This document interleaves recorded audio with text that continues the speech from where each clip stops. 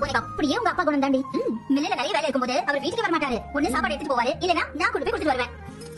அப்போ உனக்கு சாப்பாடு எடுத்து வரட்டுமா? நானு உனக்கு மீனாக்கு மாமாக்கு எல்லாருக்கும் மதிய சாப்பாடு எடுத்து வரட்டுமா? சூப்பர்க்கா. எப்படி சாப்பாடு பண்ணுங்க தெரியா? அப்படியே இன்டர்வலுக்கு ஒரு ஃபிளாஸ்க்ல டீ காபி பால் பாதாம் பருப்பு எல்லாத்தையும் கொண்டு வாங்க. ஐயா சும்மா இருக்க மாட்டேன். ஸ்கூல்ல தான் விடுவாங்க. நஞ்சமே ஸ்கூல் பசங்க தான் வீட்ல இருந்து எடுத்துட்டு போவாங்க. அதல்ல முன்னாடி எல்லாம் நீ மட்டும் தான் வேலைக்கு போவ. இதோ இப்ப ராஜியும் வேலைக்கு போறா. நான் கூட இந்த தனியா இருக்கிறதுக்கு ஒரு மாதிரி இருக்கு. ஒரே போர் அடிக்குது. அதான் உங்க எல்லாருக்கும் சாப்பாடு எடுத்து வந்தா அப்படியே நேரம் போகல. அதனால தான் கேட்டேன். ஏடி பகல் பூரா தனியா இருக்க? நானும் தானே இருக்கேன். நீங்க ஏதாவது வேலையில பிஸியாவே இருப்பீங்க, இல்லன்னா தூங்கிடுவீங்க. எனக்கு தான் என்ன பண்றதுன்னு தெரியாது. அப்ப நீ என்ன யோசிச்சு பாருமா. எல்லாரும் வேலை போய் போன பிறகு வருஷக்கணக்கான தனியா தான் இருந்திருக்கேன். காலையில இருந்து சாயந்தரம் வரைக்கும் எனக்கு நானே பேசிட்டு பாட்டு பாடிட்டு சுத்திட்டே இருப்பேன். நீங்க ஏதாவது வேலைக்கு போயிருக்கலாம். அத சொல்லு. நான் உன்னை ராணி மாதிரி பாத்துக்கிறேன், நீ வீட்லயே இருந்து உங்க மாமா சொன்னதுனாலதான் அப்படியே அவர் வேலையில விழுந்துட்டேன்.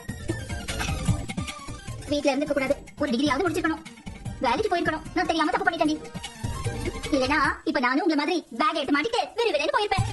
எனக்கு காசு சேர்த்து வச்சு ஒரு காரு இல்லனா ஒரு ஸ்கூட்டராவது வாங்கிருப்பேன். ஹெல்மெட் சைடுல மாட்டிட்டு ஒரு கருப்பு கண்ணாடி போட்டுட்டு நான் வேலைக்கு போனா எம்பிட்டு அழகா இருக்கும். சூப்பரா இருக்கும். யோசிக்க வேண்டிய காலத்துல யோசிக்காம விட்டுட்டேன். இனி யோசிச்சு என்ன பிரயோஜனம்? நான் தான் படிக்கல, வேலைக்கு போல. இவள பாரு, எம்ஏ வரைக்கும் படிச்சிருக்கா, ஆனா வீட்டுல சும்மா தான் உட்கார்ந்திருக்கா. உனக்கு தெரியுமா, சொல்லி சொல்லி ஒரு டீச்சர் வேலைக்கு போனா, அந்த வேலை பிடிக்கலன்னு வேற ஒரு வேலைக்கும் போனா, அதுவும் செயல்பட்டு வரலன்னு இப்ப வீட்டுல சும்மா உட்கார்ந்துட்டு இருக்கா. ஐயோ, இவளுக்கு எப்படிதான் பொழுது போட தெரியலமா. அத்த ஒவ்வொருத்தரும் ஒரு மாதிரி அத்த. இப்ப எனக்கு ராஜிக்கெல்லாம் பாருங்க வேலைக்கு போறது பிடிச்சிருக்கு, நாங்க போறோம். அந்த மாதிரி அதாவுக்கு வீட்டுல இருக்கதான் பிடிச்சிருக்கு போல. ஏடி இந்த காலத்துல எவ்வளவு வீட்டுல இருக்கேன்னு சொல்வாளா? ஒரு சின்ன வேலையாவது கரெக்டா தான் பாப்பாங்க. மீனா அந்த பக்கத்து வீட்டுல முத்து செடி ஒருத்தி இருக்கால, அவ பொண்ணு துணி கடையில வேலை பாக்குறாளே, லீவே கிடையாதான். பாவம் காலையில இருந்து சாயங்காலம் வரைக்கும் நின்னுட்டே இருக்க மாட்டேங்குது பொண்ணு. 6000 7000 சம்பளமா. எதுக்கு அப்படி கஷ்டப்படும் நான் கேட்டேனா? கையில 4 காசு இருந்தா நல்லதுதானே சொல்றாமா. காசை விடு, வேலைக்கு போறது ஒரு தனி சந்தோஷமா, அதையும் விடணும். அதையும் இவ படிச்சவ சாதாரண படிப்பு இல்ல, எம்ஏ வரைக்கும் இவ படிச்சிருக்கா.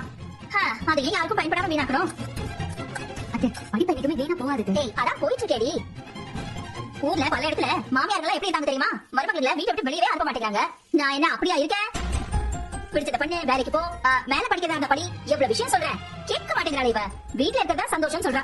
இப்ப எல்லாம் சந்தோஷமா தான் இருக்கும். என் வயசு ஆகும்போது பொறுமிட்டே இருக்க போறேன்.